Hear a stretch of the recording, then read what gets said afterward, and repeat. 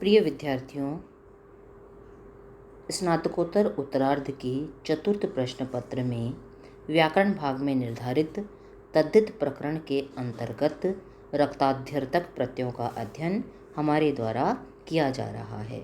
उसी क्रम में आगे बढ़ते हुए आज हम अगले सूत्र पितृव्य, मातुल, मातामह, पितामह से अपना अध्ययन प्रारंभ करते हैं। बहुप्रचलित शब्द हैं ये आपके पितृव्य, मातुल, मातामह, पितामह। पितृव्य यानी चाचा, मातुल मामा, मातामह नाना, पितामह दादा के लिए आता है ना। तो देखिए इनको आप, अर्थ क्या है इस सूत्र का। सूत्र है आपका पितृव्य, मातुल, मातामह, पितामह, बहुवचन है आपका प्रथमा का। तो पितृव्य, मातुल, मातामह और पितामह शब्दों का निपातन होता है, अर्थात अष्टाध्याय में इनके लिए सीधे इन पदों की सिद्धि करने के लिए मूल शब्द से परे किसी प्रत्यय को लाने के लिए किसी विशिष्ट सूत्र का प्रतिपादन नहीं किया गया है ना। अब आप देखिए इसको, अर्थात मातृ शब्द से भ्राता अर्थ में डुलच प्रत्यय होता है, पितृ शब्द से भ्राता अर्थ में व्यन प्रत्यय होता है, पिता अर्थ में मातृ और पितृ दोनों ही शब्दों से परे ढामहच प्रत्यय होता है। तो पूरा अर्थ क्या हुआ इसका कि पितृव्य, मातुल, मातामह और पितामह शब्दों का निपातन होता है, अर्थात इन शब्दों को सिद्ध करने के लिए मातृ शब्द से भ्राता अर्थ में डुलच प्रत्यय लगाकर मातुल पद बनेगा, पितृ शब्द से भ्राता अर्थ में व्यन प्रत्यय लगाकर पितृव्य अर्थात चाचा है ना पद बनेगा, और पिता अर्थ में मातृ शब्द से परे डामहच प्रत्यय कर मातामह पद बनेगा, और पिता अर्थ में ही पितृ शब्द से परे डामहच प्रत्यय करके पितामह पद सिद्ध होगा। अब एक एक पद को सिद्ध करते जाइए। पहला है आपका मातुलह यानी मामा। तो मातुल क्या अर्थ हुआ इसका, मातुहु भ्राता, माता का भाई। मातुहु क्या है आपका, षष्ठी का एक वचन, मातृ मूल शब्द हो गया, षष्ठी के एक वचन में आप णस प्रत्यय लाए प्लस भ्राता अर्थ में डुलच प्रत्यय आ गया आपका। सामने सूत्र दे दीजिए, पितृव्य, मातुल, मातामह, पितामह सूत्र से मातुल आदि शब्दों का निपातन होता है, अतः भ्राता अर्थ में मातृ शब्द से परे निपातन द्वारा डुलच प्रत्यय होगा। डुलच में से आदि ड की और अंतिम च की संज्ञा कर दीजिए, तो बचा आपका उल, ऊ छोटा और ल पूरा। सामने अनुबंध लोप दे दीजिए, और समझने के लिए आपको पता होना चाहिए चुटु सूत्र से प्रत्यय के आदि में सिद्ध डकार की संज्ञा होगी, हलंत्यम सूत्र से अंतिम चकार की संज्ञा होगी, और तस्य लोपः सूत्र से दोनों का ही लोप हो जाएगा। स्पष्ट है। अब अगली पंक्ति में जैसे हम अभी तक करते आ रहे हैं णस का लोप कर दीजिए, तो बचा आपका मातृ प्लस उल, सामने दे दीजिए। कृत तद्धित समासाश्च सूत्र से मातृणस की प्रातिपदिक संज्ञा होगी, और सुपो धातु प्रातिपदिकयों से प्रातिपदिक के अवयव णस प्रत्यय का लोप हो जाएगा। पूरा अर्थ देना है ये आपको परीक्षा में। अब अगली पंक्ति में मातृ शब्द की टी क्या है, ऋकार, उसका लोप कर दीजिए, तो माता हलंत रह गया आपका, और उल है ही। सामने सूत्र है, आप पढ़ चुके हैं ये भी पहले। टेह सूत्र से डित प्रत्यय डुलच परे होने के कारण मातृ शब्द की टी अर्थात ऋकार का लोप हो जाएगा। टेह क्या कहता है, टी का लोप हो जाता है यदि डित प्रत्यय सामने विद्यमान है। तो डित प्रत्यय डुलच है आपका, क्योंकि वहाँ आपने ड की संज्ञा की है, तो डित है वो।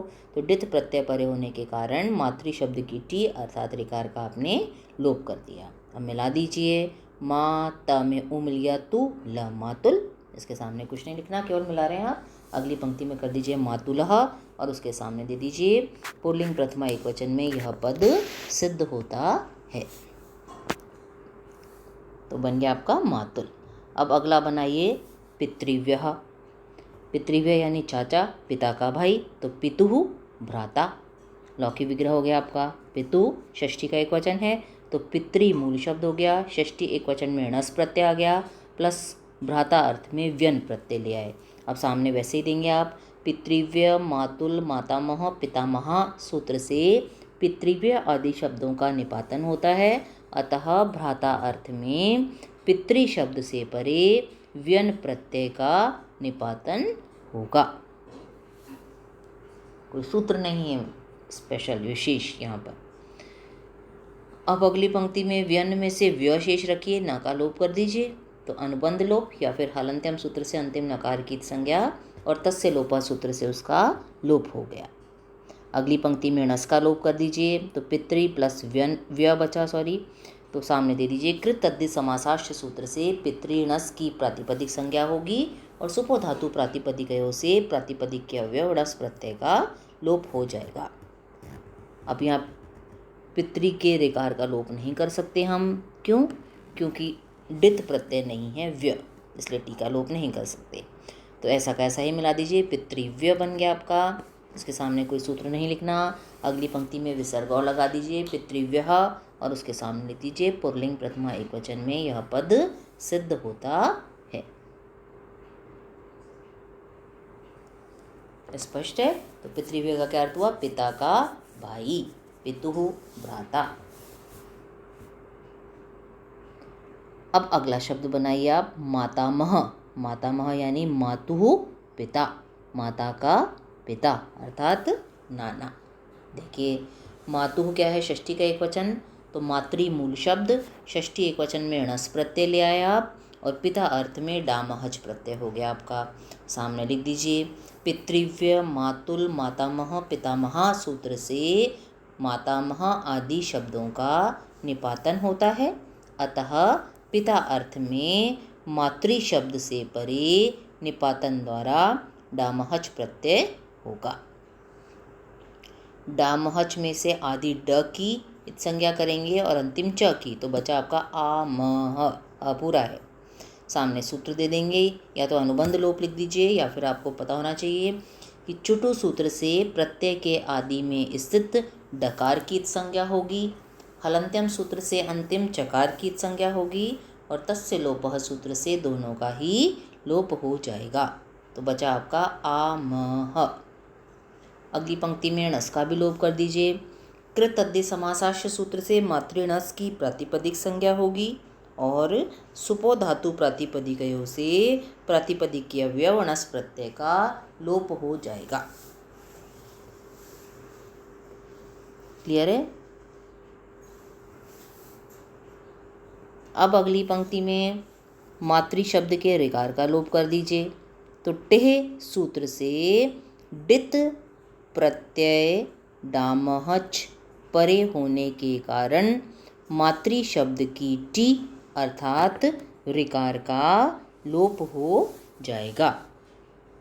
तो आपका क्या बचा? मात हलंत रह गया प्लस आमह, मिलाइए दोनों को, मातामह बन गया आपका।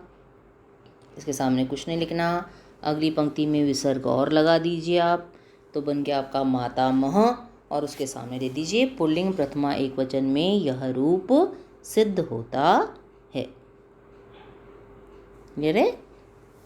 तो कैसे बना आपका? मातामह यानी मातुः पिता, माता का पिता, फिर मातृ षष्ठी एकवचन में णस प्रत्यय किया प्लस डामहच, सूत्र ये है ही आपका पितृव्य मातुल मातामह पितामह सूत्र से मातामह आदि शब्दों का निपातन होता है, अतः पिता अर्थ में मातृ शब्द से परे निपातन द्वारा आप डामहच प्रत्यय ले आए। डामहच में से आमह शेष बचा। अगली पंक्ति में णस का लोप किया, फिर मातृ शब्द के ऋकार का लोप कर दिया, टेह सूत्र से मिलाया तो मातामह बन गया। बिल्कुल ऐसे ही बनाना है आपको पितामह। तो आप पितामह कैसे बनाएंगे? बस मातु की जगह आ जाएगा पितुः पिता, पिता का पिता।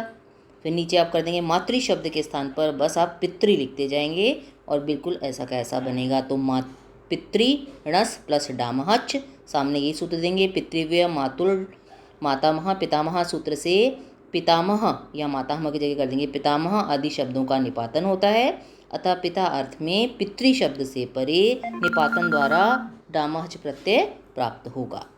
ठीक है? अब अगली पंक्ति में डामहच में से आमह शेष बच गया आपका। चुटु सूत्र से प्रत्यय के आदि में स्थित डकार की संज्ञा, हलन्त्यम सूत्र से अंतिम चकार की संज्ञा और तस्य लोप से दोनों का लोप हो जाएगा, या फिर आप लिख देंगे अनुबंध लोप। अगली पंक्ति में णस का लोप करेंगे तो क्या हो जाएगा आपका पितृ प्लस आमह बचा, सामने दे देंगे। कृत अद्य समासाश्च सूत्र से पितृणस की प्रातिपदिक संज्ञा होगी और सुपो धातु प्रतिपदिकयों से प्रातिपदिक के अव्यव णस प्रत्यय का लोप हो जाएगा। फिर अगली पंक्ति में क्या करेंगे आप, पितृ के ऋकार का लोप कर दीजिए, तो पी छोटा त हलंत प्लस आमह, सामने दे देंगे यही सूत्र। टेह सूत्र से डिथ प्रत्यय डामह परे होने के कारण पितृ शब्द की टी अर्थात ऋकार का लोप हो जाएगा। मिला दीजिए तो बन गया आपका पितामह। अगली पंक्ति में कर देंगे पितामह और उसके सामने दे देंगे पुल्लिंग प्रथमा एक वचन में यह रूप सिद्ध होता है। स्पष्ट है? अब इसको कंठस्थ कर लीजिएगा और जो असाइनमेंट आपको दिया जा रहा है गृह कार्य उसको कर लीजिएगा। कोई आपत्ति हो या कोई दिक्कत आए, कोई परेशानी आए तो आप पूछ सकते हैं। आपका स्वागत है।